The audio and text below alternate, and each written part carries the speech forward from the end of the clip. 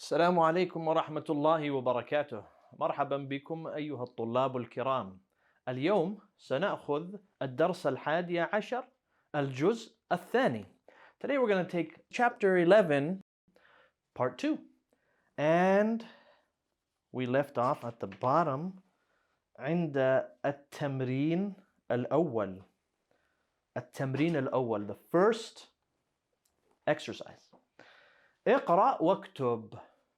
اقرأ واكتب. Read and write. السؤال الأول: من في هذا البيت؟ فيه حامد. من في هذا البيت؟ فيه حامد. If you look, what's happening? We are adding حرف جر to a ضمير. Now, we want to say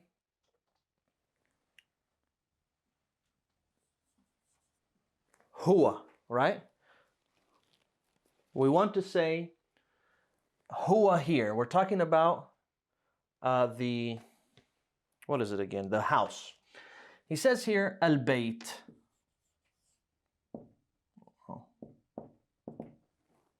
All right? البيت. البيت هو مذكر, right? And we need لابد أن نستعمل هو.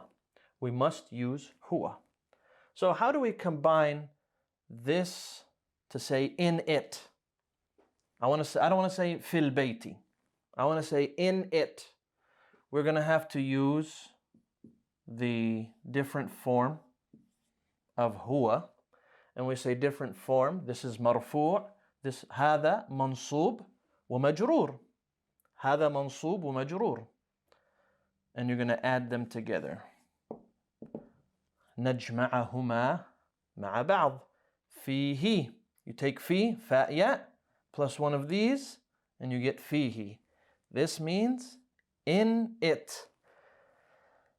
It also means وأيضا معناها, if you say كلمة, أيضا معناها in him, depending on who you're talking about. So فيه means معناها in it, أو معناها in him. من في هذا البيت؟ فيه حامد. In it is حامد. السؤال الثاني: ماذا في الحقيبة؟ فيها.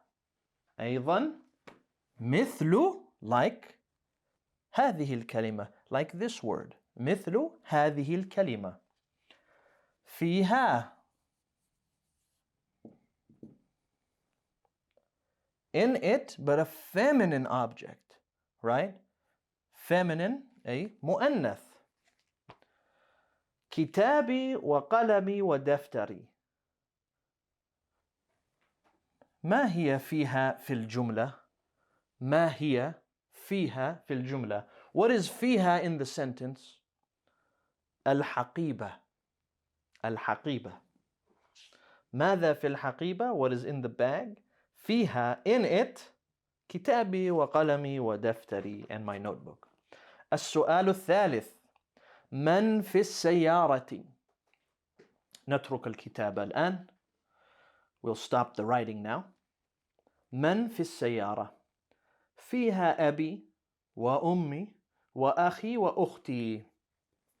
لماذا نستعمل فيها?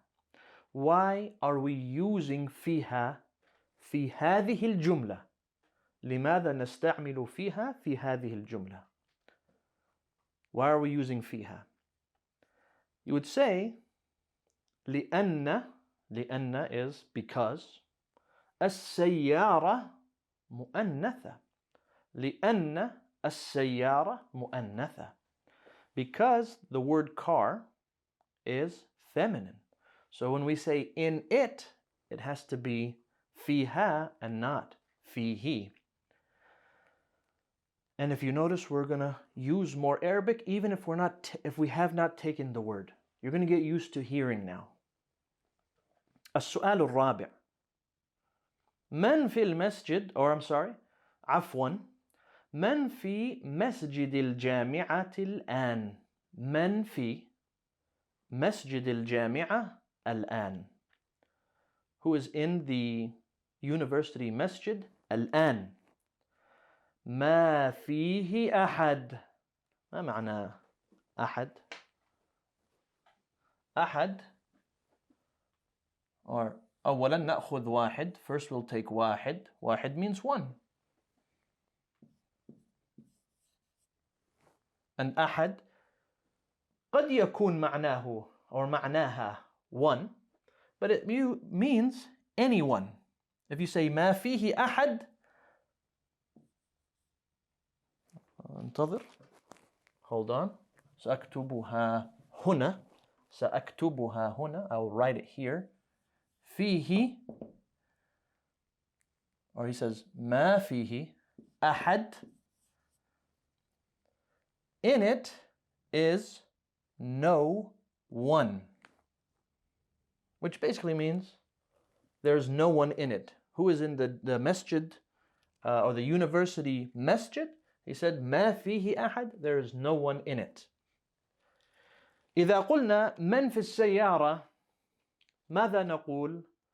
ما فيها أحد. All right?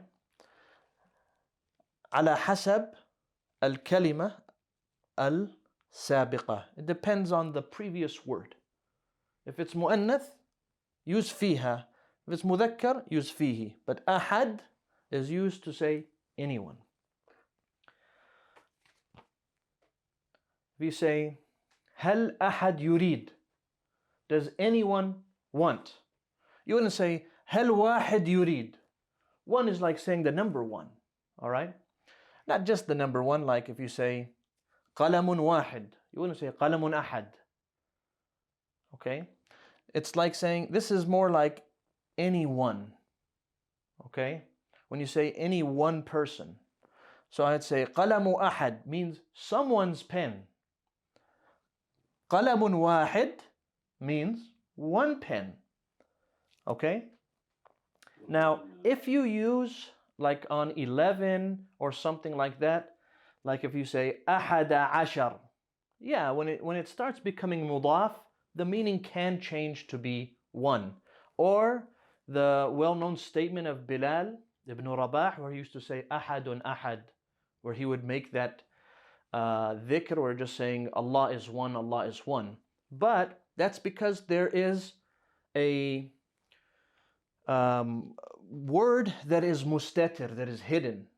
So it's actually being attached to something. When you say Allahu Ahad, Qul huwa Allahu Ahad, say Allah is one, it is in the same thing. He is only one. So it's, of course, it's going to depend on what comes before. But if you want to say I have one thing, you're going to say wahid. And if you're going to say he is one, you can say huwa ahad, or you can say to mean any one. And again, this is the more common use of it. Okay, so it says قُلْ هُوَ اللَّهُ أَحَدٌ. It means that say he is Allah, the one. And if you want to describe, you have one item, you say قلم واحد or كتاب واحد. Next, السؤال الخامس. من في هذه الغرفة؟ من في هذه الغرفة؟ فيها المدير. Who is in the room? And then they say فيها المدير. هنا in the next section في الجزء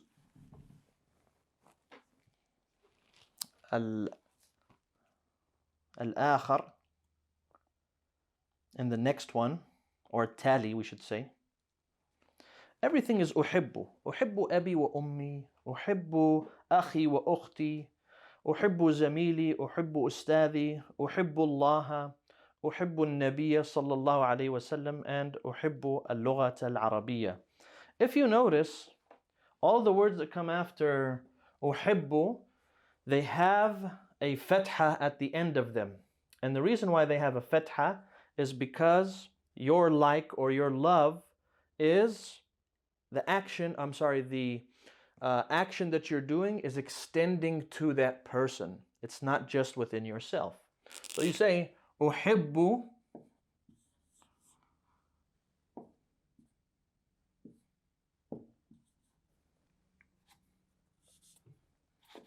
أحب, we said, means I like or I love. And then we say Allah. Your action, you say I love, I like, your action is extending to this person or to, here we're not going to say person, we're going to say to Allah. And that's why it ends with a fatha. أحب النبي. Same thing. The action is extending here. And then that's what comes under to say this is مفعول به. That your action is affecting that person. And that's why you end it with a fatha, which puts it in the mansub state. Now, we're not going to focus too much on that. What we want to know is أحب. We said this already means I love. This هذا فعل مضارع وليس فعل ماضي. This is a present verb. Present verbs add things to the front. Past verbs add things to the back. When we say add, it means, like if you say ذهب, or let's use خرج.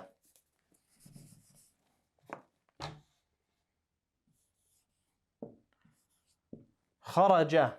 If I want to say I went out, ماذا أقول? I'm going to add to the word. And then I'm going to say خرجت. خرجت. This is هذا فعل ماضي. This is a past tense verb. Now we take خرج again, but I'm going to say I am leaving. I went out. I'm not going to take the ta and put it here. I'm going to use a different letter, and the letter we're using here is the alif, and you could think of it as the alif of ana. You could think of it that way if it helps you remember. And you're going to put it here. Akhruju. So we added this to that, and it makes akhruju. Same thing happened here. The normal word of it was habba, and then we added the alif, and it became u. This has to change to make it simpler to say. And fi'l mudari's always end with dhammas, and it became uhibbu. All right. Now, like we said before, this already indicates that it's ana. What if I say ana uhibbu? We said it's like saying I love. All right? The only time you can do that, not the only time, but when it is commonly used that way, is when you want to emphasize that it is you that is doing whatever the verb is. If you say huwa dhahaba, just by you saying dhahaba already means he went. But when you say huwa dhahaba, it's you emphasizing it. If that's how you talk all the time, then it's kind of redundant. It's unnecessary. So only when you're emphasizing are you going to repeat who is doing the action, okay? And that's why we said you don't need to, but they're using it to clarify in the previous examples so that you can understand better. We're going to go ahead and stop here. Allahumma allimna ma yanfa'una wanfa'na bima 'allamtana wa zidna ilma wa ila al-liqa. Wassalamu alaikum wa rahmatullahi wa barakatuh.